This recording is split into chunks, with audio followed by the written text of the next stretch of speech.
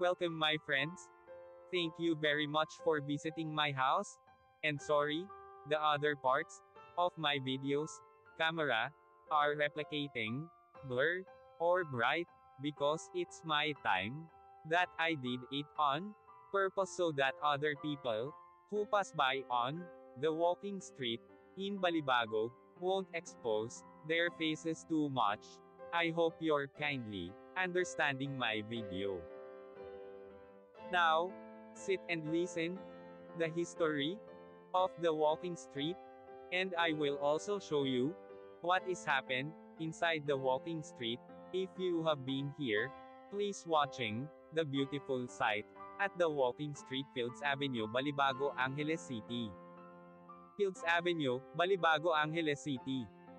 Fields Avenue is the name of a major street running through Balibago area of Angeles City in the Philippines.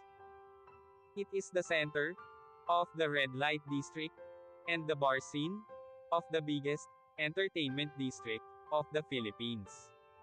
Fields Avenue in Balibago, Angeles City.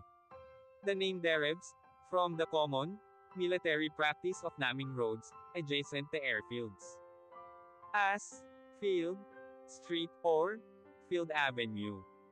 Originally, the name referred to the Clark Air Base and was Clark Field Avenue. The name evolved to become Fields Avenue. History: Fields Avenue, Balibago, Angeles City, Pampanga, Philippines. Philippines was an American colony from 1898 to 1946. Bars on Fields Avenue. Catering to the single American defense personnel who worked in the adjacent Clark Air Base, first emerged in 1940. During 1940s and 50s, there were only 3 such bars just outside the main gate of the air base. By early 1960s, the Fields Avenue developed as a street lined with several bars. From November 1955 to April 1975, America fought Vietnam War. As the number of American troops in this war grew, more and more forces were deployed at Clark Air Base or routed through it. This led to a pro-life ration of bars, live bands, and prostitution, the latter mostly by young Filipino women, most of them either teenagers or 18 hanggang 55 years old. By the 1970s, there were more than 150 bars and prostitution joints along Fields Avenue. This led to a mushrooming of related, ancillary industries in the vicinity, namely music bands, hotels, doctors, hairdressers, and money exchange transfer services. In its heyday, Fields Avenue provided direct or direct employment to nearly 20,000 Filipinos, including plumbers, electricians, and security guards.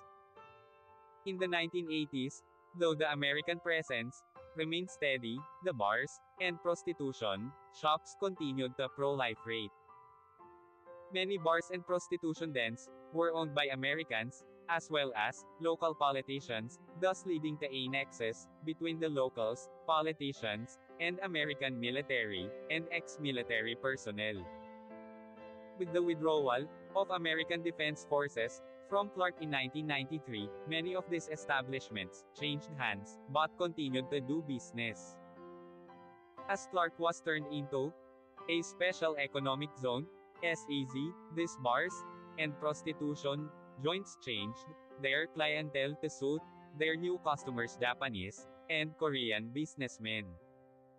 Restaurants serving food from these countries began to appear, and signboards in these languages were put up.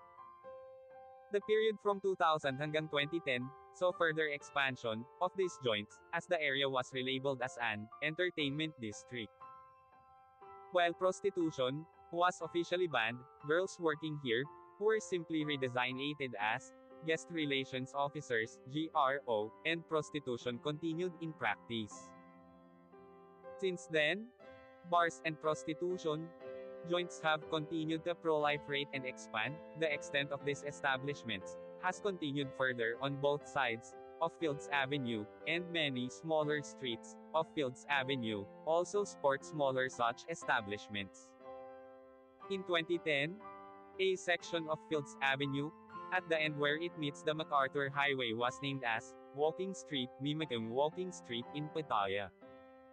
This section was made pedestrians only, with road traffic banned from 6 p.m. to 6 a.m.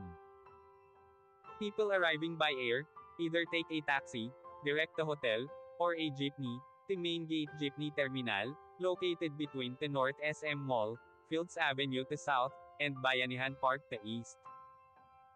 Those arriving from Manila by bus ask the driver to drop them off at the corner of Fields Avenue and MacArthur Highway, or alight at Capas Angeles Transport Terminal, which is also walking distance from Fields Avenue and the MacArthur Highway. The presence of family-oriented activities on the other side of Fields Avenue, namely shopping malls, as well as activity centers in Clark Air Base, has led to a neat separation between the two. Fields Avenue tends to cater more to single foreigner men. And sometimes women too, with at least 5 bars, featuring gigolos and gays, while the rest of Clark caters to family-based entertainment.